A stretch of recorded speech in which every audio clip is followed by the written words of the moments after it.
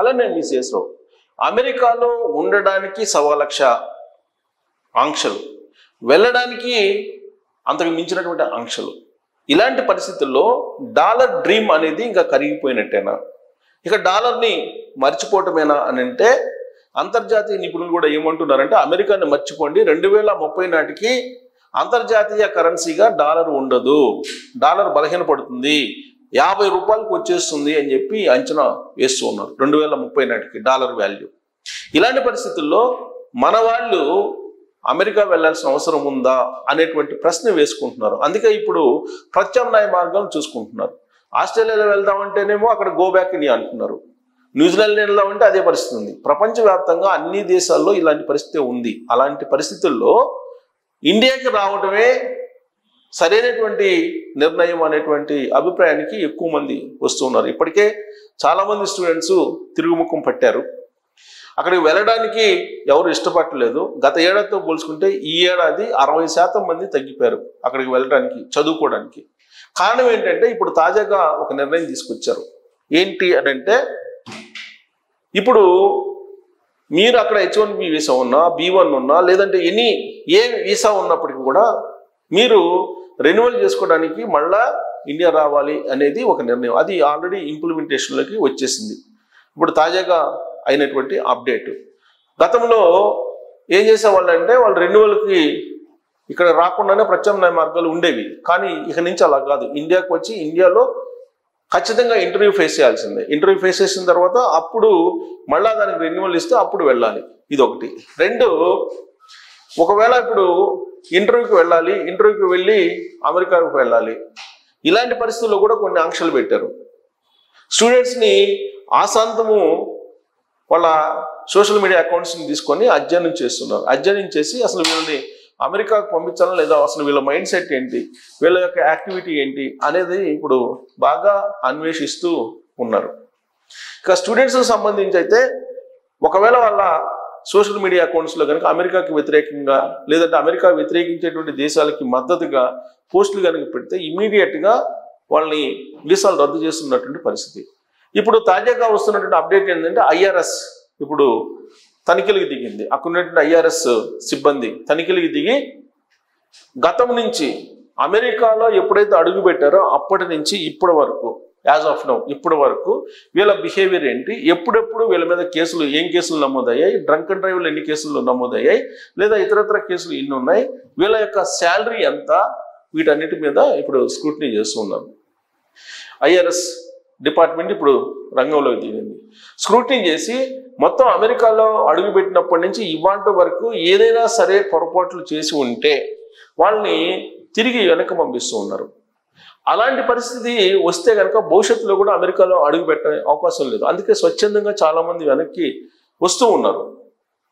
ఇప్పుడు వాళ్ళ చేత పట్టుకున్న తర్వాత వాళ్ళు మళ్ళీ వెనక్కి పంపించేంత వరకు ఉండకుండా వచ్చేస్తున్నటువంటి వాళ్ళు ఎక్కువగా కనిపిస్తూ ఉన్నారు. ఇప్పుడు వీటితో పాటు అనేక ఇబ్బందులు అక్కడ ఎదుర్కొంటూ ఉన్నారు. ప్లస్ అక్కడ ఉండి ఇన్ని ఆంక్షలు నడుమ అక్కడ పనిచేసినా కానీ ఇప్పుడు ఏం చేస్తున్నారు, రెమిటెన్స్ రేటు పెంచాలనే ఆలోచన చేస్తున్నారు. అంటే విదేశాలకు వెళ్ళినటువంటి వాళ్ళు, మన వాళ్ళు అమెరికాలో ఉన్నటువంటి వాళ్ళు మళ్ళీ భారతదేశానికి డబ్బులు పంపించాలంటే ట్యాక్స్ పెంచేటువంటి ప్రయత్నం చేస్తూ ఉన్నారు. ఈ ట్యాక్స్ పెంచేటువంటి ప్రయత్నం వాళ్ళు అక్కడ ఉన్నప్పటికీ కూడా ఉపయోగం లేనటువంటి పరిస్థితి. ఇప్పుడు యాజ్ ఆఫ్ నౌ ఇద్దరు పని చేయకపోతే వైఫ్ అండ్ హస్బెండ్ అమెరికాలో ఉండడం అనేది కష్టంగా మారింది. ఇప్పుడు అక్కడ చాలా మందికి ఈవెన్ స్టెమ్ కోర్సులు చేసినటువంటి వాళ్ళు H1B వీసా పొంది లేదా గ్రీన్ కార్డు హోల్డర్స్ కూడా ఇద్దరు పని చేయకపోతే అక్కడ నడవనటువంటి పరిస్థితి. కారణం ఏంటంటే ద్రవ్యోల్బణం, అంటే నిత్యావసర వస్తువులు అమాంతం పెరిగిపోయినాయి, రేట్లు పెరిగిపోయినాయి. వీటికి సరిపోయినంతగా శాలరీస్ అక్కడ పెరగట్లేదు, శాలరీస్ ఉండడం లేదు. సో దాంతో ఇప్పుడు అక్కడ మనుగడ సాగించడమే కష్టంగా ఉంది. సింగిల్ పర్సన్ కనుక జాబ్ అయితే కనుక ఇక నా కుటుంబానికి ఆల్మోస్ట్ ఇక నా పేద కుటుంబంలాగా బతకాల్సిందే, వాళ్ళ కోరికలన్నింటినీ కూడా చంపుకొని. అలాంటి పరిస్థితులు అక్కడ ఎందుకు ఉండాలి అనేటువంటి భావన వస్తూ ఉంది. ఇక రెండు, ఇక్కడ ఇమ్మిగ్రేషన్ పాలసీలని ఎప్పటికప్పుడు మారుస్తూ వీలున్నంత వరకు అమెరికాలో ఉండేటువంటి వాళ్ళని వెనక్కి పంపించడం, లేదా విదేశస్తులను మళ్ళా అమెరికాకి ఎంటర్ కాకుండా చేయడం అనేటువంటి పాలసీని ట్రంప్ ఎంచుకున్నాడు. అదే పాలసీని ఇంప్లిమెంట్ చేస్తూ ఉన్నారు. వీసాలు రద్దు అయ్యేటువంటి పరిస్థితి వచ్చింది అని అంటే అసలు పర్మనెంట్గా జీవితకాలం పాటు వాళ్ళ మీద నిషేధం ఉంటుంది. అలాంటి పరిస్థితికి వెళ్లకుండా జాగ్రత్త పడుతున్నారు అమెరికాలో ఉండేటువంటి మన వాళ్ళు. సో ట్రంప్ అమెరికా అధ్యక్షుడిగా బాధ్యతలు స్వీకరించిన తర్వాత గడ్డు పరిస్థితులు ఏర్పడ్డాయి అక్కడ. ప్రత్యేకించి రీసెంట్గా జరిగినటువంటి కొన్ని సంఘటనలు తీసుకుంటే ఒక స్టూడెంట్ని కాల్ చేశారు. అలాగే గుజరాత్కు సంబంధించినటువంటి ఒక వ్యక్తిని నడి రోడ్లో ఎన్కౌంటర్ చేశారు అక్కడ ఉండేటువంటి కాప్స్. మరోవైపు గో బ్యాక్ ఇండియా అనేటువంటి నినాదాలు పెద్ద ఎత్తున అక్కడ వస్తూ ఉన్నాయి. ఇంకొక వైపు ట్రంప్ ఎక్కడికి వెళ్తే అక్కడ నిరసనలు వ్యక్తం చేస్తున్నారు అక్కడ ఉండేటువంటి ఇమ్మిగ్రెంట్స్. కారణం ఏంటంటే అభద్రతా భావం, ఎప్పుడు ఏ రోజు ఏమవుతుందో తెలియనటువంటి సిట్యువేషన్. ఆ కారణంగా ఇప్పుడు తిరగబడుతున్నటువంటి పరిస్థితి. అసలు ఎప్పటి నుంచో ఉన్నటువంటి కేసులను కూడా తిరగదోడుతూ వీసాలను రద్దు చేసే ప్రయత్నం చేస్తూ ఉన్నారు. ఇంకొక వైపు ఇంటర్వ్యూస్, స్వదేశానికి వచ్చి ఇంటర్వ్యూ ఫేస్ చేయాలి, మళ్ళీ అక్కడికి వెళ్ళాలి. ఇలాంటివన్నీ కూడా రకరకాలు పెట్టారు. ఇప్పుడు స్టూడెంట్స్కి సంబంధించి ఆల్రెడీ ఓపీటీ ఉంది, ఓపీటీ టైం తగ్గించాలనే ప్రయత్నం చేస్తున్నారు. అలాగే F1 వీసా, స్టూడెంట్ వీసా, దానికి 5 years ఉండేది, ఇప్పుడు దాన్ని 4 years చేయాలనే ప్రయత్నం చేస్తూ ఉన్నారు.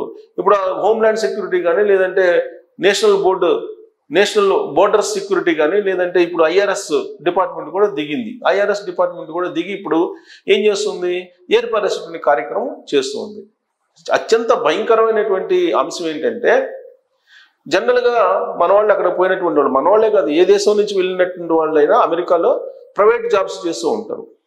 ఈ ప్రైవేట్ జాబ్ చేస్తూ రిటర్న్స్ అయితే వేస్తూ ఉండాలి.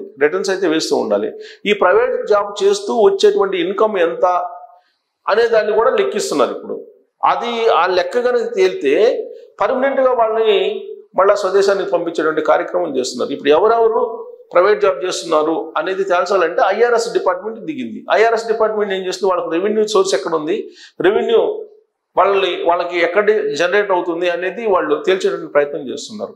ఒకవేళ ఆ రెవెన్యూ జనరేట్ చేసేటువంటి దాన్ని కన్నా ఐడెంటిఫై చేస్తే ఆ రెవెన్యూ ఇస్తున్నటువంటి యజమాని అలాగే రెవెన్యూ తీసుకున్నటువంటి ఈ స్టూడెంట్ ఇద్దరికి మొత్తం స్వదేశానికి పంపించేటువంటి కార్యక్రమం ఇప్పుడు అమెరికాలో చేస్తున్నారు. ఉదాహరణకి ఒక రెస్టారెంట్లో, తెలిసిన వాళ్ళ రెస్టారెంట్లో పనిచేస్తున్నారు, వాళ్ళు ఏదో ఇన్కమ్ ఇస్తున్నారు. ఆ ఇన్కమ్కి సంబంధించినటువంటి వివరాలు పొందుపరుస్తారు. ఎవ్రీ ఇయర్ రిటర్న్స్ అయితే వేయాలి. ఆ వేసినప్పుడు రిటర్న్స్ వీళ్ళు ఎక్కడ చేస్తున్నారు, ప్రాపర్గా జాబ్ చేస్తున్నారా లేదా అనేది ఐడెంటిఫై చేస్తున్నారు. అలాగే చాలా చోట్ల కంపెనీలు కూడా ఈ మ్యానిపులేషన్ చేస్తాయి, పే స్లిప్లు అవన్నీ కూడా మ్యానిపులేషన్ చేసి ఇస్తున్నాయి. ఈ మ్యానిపులేషన్ ఎప్పటి నుంచి చేస్తున్నారు వీళ్ళు అనేది కూడా స్క్రూటినీ చేస్తున్నారు.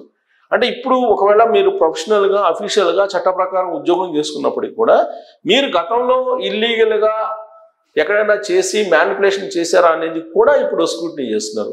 ఆ విధమైనటువంటిది బయటపడితే కనుక స్వదేశానికి పంపించే దానికి ఇప్పుడు IRS డిపార్ట్మెంట్ సిద్ధమవుతుంది. సో ఇది చాలా ప్రమాదకరమైన అంశం. ఎందుకంటే 190 మంది అక్కడ పోయి ప్రైవేట్ జాబ్స్ చేసుకొని అన్అఫిషియల్గా ఏదో ఒక రకంగా ఓపీటీలో ఉంటూనే ఏదో ఒక రకంగా చేసుకుని బతుకుతూ ఉంటారు. అలా ఉండకూడదు యాక్చువల్గా చట్టం ప్రకారం, బట్ అలా ఉంటారు.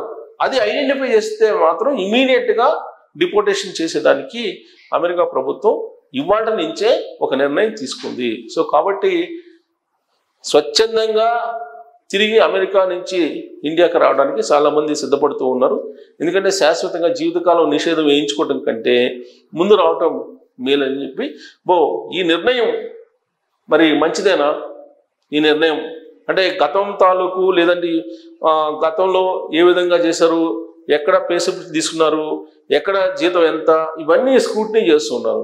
ఇది స్క్రూటినీ చేసినందువల్ల మరి రాబోయే రోజుల్లో అమెరికాలో ఉండేటువంటి మన వాళ్ళ పరిస్థితి ఏంటి? 5,50,00,000 మంది విదేశాల నుంచి వెళ్ళి అక్కడ స్థిరపడినటువంటి వాళ్ళు ఉన్నారు. వాళ్ళందరికీ సంబంధించినటువంటి రివ్యూ చేస్తున్నారు. వాళ్ళకి సంబంధించిన ఫైనాన్షియల్ బ్యాక్గ్రౌండ్ ఏంటి, ఫైనాన్షియల్కి సంబంధించిన గ్రోత్ ఏంటి, వాళ్ళకి సంబంధించినటువంటి ఫ్యామిలీ రిలేషన్స్ ఏంటి, వాళ్ళకి సంబంధించినటువంటి కేసులు ఏంటి, ఇవన్నీ రివ్యూ చేస్తున్నారు. రివ్యూ చేసిన తర్వాత ఎంతమందిని పంపిస్తారో తెలియనటువంటి ఆందోళన అయితే అమెరికాలో ఉండే విదేశస్తులకు ఉంది. మరి ఈ 1,15,00,000 కారణాలు తోటి అక్కడ ఉండాలా మన వాళ్ళు, లేదా తిరిగి వచ్చేయాలా, తిరిగి వస్తే ఏం చేయాలి అనే దాని మీద మీరు కామెంట్ చేయొచ్చు. Thank you.